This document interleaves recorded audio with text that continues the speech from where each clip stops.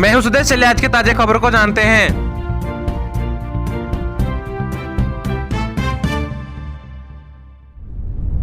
एक और जहां देश के कई हिस्सों में भीषण गर्मी और लू कहर बरपा रही है, वहीं झारखंड में मौसम कुल रहने वाला है। मौसम विभाग के मुताबिक झारखंड के विभिन्न हिस्सों में हल्की मध्यम बारिश के असर है। मौसम विभाग ने झारखंड में 25 से 28 मई तक आंधी और बारिश येलो अलर्ट जारी कर दिया है। हवा की रफ्तार 40 से 50 किलोमीटर प्रति घंटा रहेगा।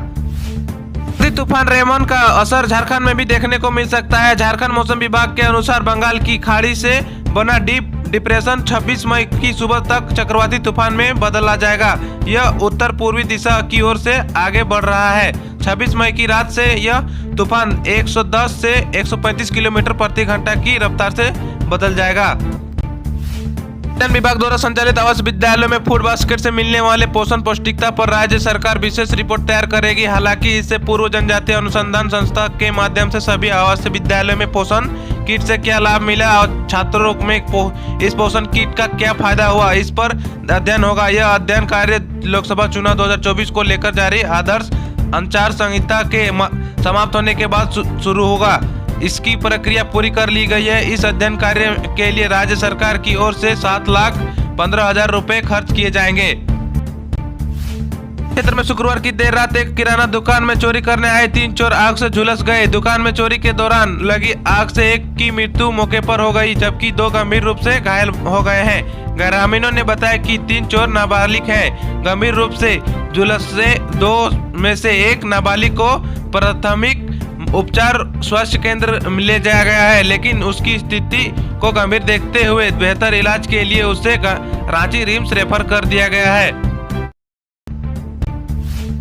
पूर्वी सिंहभूम जिले में एक दर्दनाक घटना सामने आया है। 71 साल का एक बुजुर्ग लोकसभा चुनाव के लिए वोट डालने जा रहा था। उसी दौरान रास्ते में एक जंगली जानवर ने कुचलकर उसे मार डाला। मृतक व्यक्ति जमशेदपुर लोकसभा क्षेत्र के बरहागोड़ा थाना के अंतर्गत पड़ने वाला गोबरवानी गांव का निवासी था। वह अपने गांव का प्रधान भी था।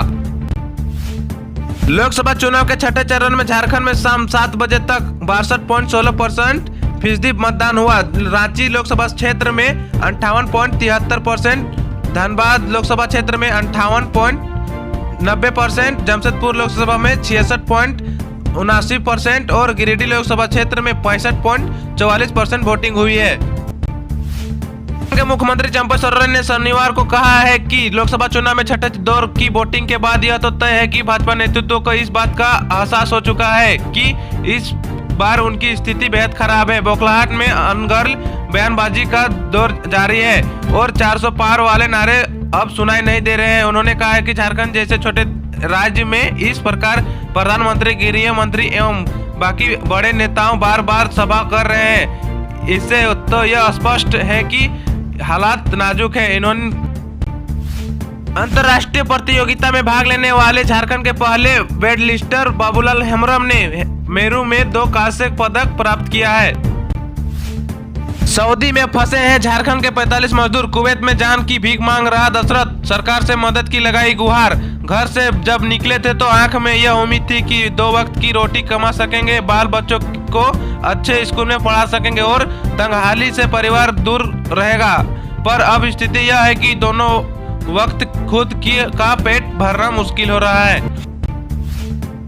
एनडीए में भाजपा के सहयोगी आजसू पार्टी के प्रमुख सुदेश महतो ने भी लोकसभा चुनाव में स्टार प्रचारक के तौर पर सभी सीटों पर राजग के लिए कैंपेन किया। गिरिडीह के आजसू प्रत्याशी चंद्र प्रकाश चौधरी के पक्ष में चुनाव प्रचार करने व धनबाद में भी कैंप कर रहे थे।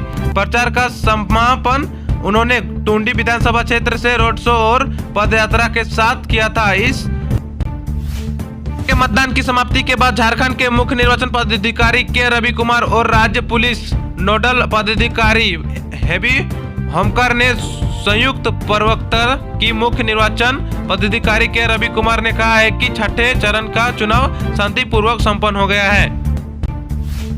झारखंड का बड़ा इलाका नक्सल से प्रभावित रहा है। गिरिडीह का मधुबन हो या बोकारो जिले का ललपनिया का लुगु पहाड़, गिरिडीह के मधुबन में जंगलों और पहाड़ों पर कभी नक्सलियों का कब्जा हुआ करता था। पूरे जिले में इनका खौफ हुआ करता था। नक्सली वोट बहिष्कार की घोषणा करते थे तो मतदाता बूथ तक जाने की हिम्मत नहीं कर पाते थे।